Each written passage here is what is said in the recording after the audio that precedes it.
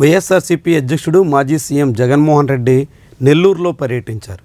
Central జైల్లో ఉన్న కాకాణి గోవర్ధన్ రెడ్డిని ములాఖత్లో భాగంగా కలిశారు. ఆ తర్వాత మాజీ ఎమ్మెల్యే ప్రసన్న కుమార్ రెడ్డి కుటుంబాన్ని పరామర్శించారు. కొద్ది రోజుల క్రితం ప్రసన్న కుమార్ రెడ్డి ఇంటి మీద ఎమ్మెల్యే వేమిరెడ్డి ప్రశాంత్ రెడ్డి అనుచరులు దాడికి పూనుకున్నారు. అనేక రకాలుగా విధ్వంసం సృష్టించారు. ఆ కేసులో ప్రసన్న కుమార్ రెడ్డి కామెంట్స్కి సంబంధించినటువంటి కేసు విచారణ జరిగిందే తప్ప ప్రసన్న కుమార్ రెడ్డి ఇంటి మీద దాడి చేసిన టీడీపీ శ్రేణుల మీద కేసు పెట్టిన దాఖలాలు లేవు. ఈ నేపథ్యంలో జగన్మోహన్ రెడ్డి పర్యటన నెల్లూరులో జరిగింది. అనేక ఆంక్షలు, అడ్డంకులు, అభ్యంతరాలు, పోలీసుల లాఠీ ఛార్జీల మధ్య కూడా ఈ మొత్తం టూర్ సాగింది. అయితే దీనికి సంబంధించి తెలుగుదేశం పార్టీ సోషల్ మీడియాలో తన అధికారిక హ్యాండిల్స్లో ఆసక్తికరమైనటువంటి పోస్ట్ చేసింది. మహిళలను బూతులు తిట్టిన వాళ్ళ పరామర్శకు వస్తున్న జగన్ను చీకొట్టిన నెల్లూరు ప్రజలు, తోలుకొచ్చిన గంజాయి బ్యాచ్ తప్ప పట్టించుకోని నెల్లూరు ప్రజలు, అందుకే విఎఫ్ఎక్స్ టీంని రంగంలోకి దింపి బంగారుపాళ్యం పర్యటనలో వేసిన విఎఫ్ఎక్స్ విజువల్స్ వేసుకుంటున్న సాక్షి అంటూ ఒక పిక్ని ప్రదర్శించింది. చూడవచ్చు, చాలా ఆసక్తికరంగా దాదాపుగా 1000 మంది లోపు మాత్రమే ఇక్కడ జగన్మోహన్ రెడ్డి టూర్లో కనిపిస్తున్నటువంటి ఈ ఇమేజ్ని ఇక్కడ తెలుగుదేశం పార్టీ తన అధికారిక హ్యాండిల్లో పోస్ట్ చేసింది.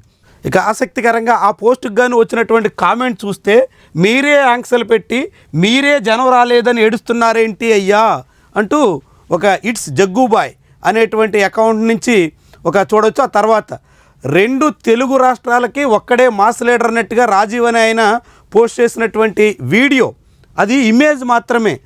తెలుగుదేశం పార్టీ పోస్ట్ చేసినటువంటి ఇమేజ్ కింద ఒక వీడియోని పోస్ట్ చేశారు. జనం చూడవచ్చు, తండోపతండాలుగా భారీగా జనం తరలి వచ్చినటువంటి దృశ్యాలు, ఆ జనం మధ్యలో జగన్మోహన్ రెడ్డి ర్యాలీ నడుస్తున్నటువంటి దృశ్యాలు కూడా మనం ఇక్కడ చూడవచ్చు.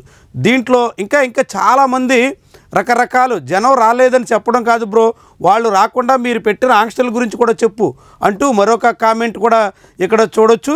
ఇంకా ఇలాంటి ఫొటోస్ ఇంకా చాలామంది అదే రీతిలో ఫొటోస్ పోస్ట్ చేసినటువంటి ఉదంతాలు కూడా ఉన్నాయి. జగన్ తాలూకా అభిమానులందరూ కూడా చాలా పెద్ద సంఖ్యలో దానికి కౌంటర్స్ ఇచ్చినటువంటి ఆనవాళ్ళు కూడా ఉన్నాయి. అయితే వాస్తవానికి నెల్లూరులో జగన్మోహన్ రెడ్డి టూర్కి భారీగా జనం వచ్చారు.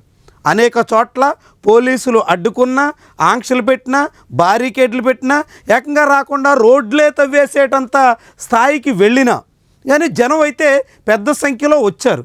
వాస్తవానికి జగన్మోహన్ రెడ్డి ఎక్కడికి వెళ్ళినా జనం వస్తారు. తెలుగుదేశం పార్టీ ఎంత అడ్డంకి పెట్టినా జనం వస్తారు. ప్రభుత్వం ఎన్ని ఆంక్షలు పెట్టినా జనం వచ్చేస్తాం. సహజంగా జగన్మోహన్ రెడ్డికి ఉన్నటువంటి మాస్ ఫాలోయింగ్కి అదొక నిదర్శనం. ఇప్పటికే మనం పొదిల్లో చూసాం, పల్నాడులో చూసాం, బంగారుపాళ్యంలో చూసాం, ఇప్పుడు నెల్లూరులో కూడా చూసాం. భారీగా జనం అయితే తరలి వచ్చారు. కానీ అంతగా జనం వచ్చిన చోట కూడా జనం రాలేదని, జగన్మోహన్ రెడ్డికి జనం ముఖమే చూపించలేదని, జగన్మోహన్ రెడ్డిని జనం పట్టించుకోలేదని తెలుగుదేశం పార్టీ చాలా ఆసక్తికరంగా చిత్రీకరించేదానికి ప్రయత్నం చేస్తుంది. అందుకే వాస్తవానికి అది పూర్తిగా సత్యదూరమైనటువంటి విషయంగా మనం కూడా చెప్పాల్సి ఉంటుంది.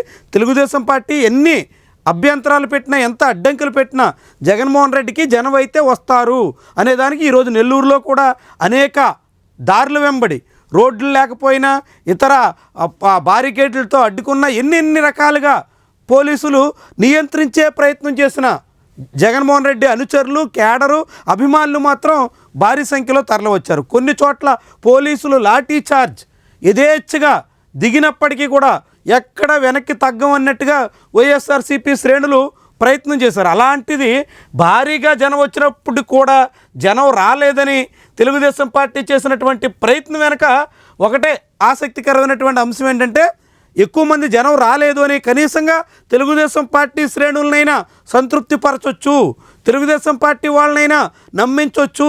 ఎట్టాను ఈటీవీ, ఏబిఎన్, మహా టీవీ, టీవీ5 ఇలాంటి ఛానళ్లలో జగన్మోహన్ రెడ్డి పర్యటనకి జనం ఉన్నటువంటి దృశ్యాలు చూపించరు కాబట్టి జగన్మోహన్ రెడ్డికి జనం రాలేదు అనేటువంటి రీతిలో టీడీపీ శ్రేణులనైనా నమ్మించవచ్చు అనేటువంటి లక్ష్యంతో ఈ ప్రయత్నం చేస్తున్నట్టుగా కనిపిస్తోంది. ఇంతకాలంగా ఆంధ్రజ్యోతి లాంటి పత్రికలో ఇలాంటి పిక్స్ వచ్చి ఇలాంటి కథనాలు వచ్చేవి. ఇప్పుడు నేరుగా తెలుగుదేశం పార్టీయే తన సోషల్ మీడియా ఖాతాలో ఆ రీతిన వాయిస్ వినిపించడం అనేది చాలా విడ్డూరంగా కనిపిస్తోంది.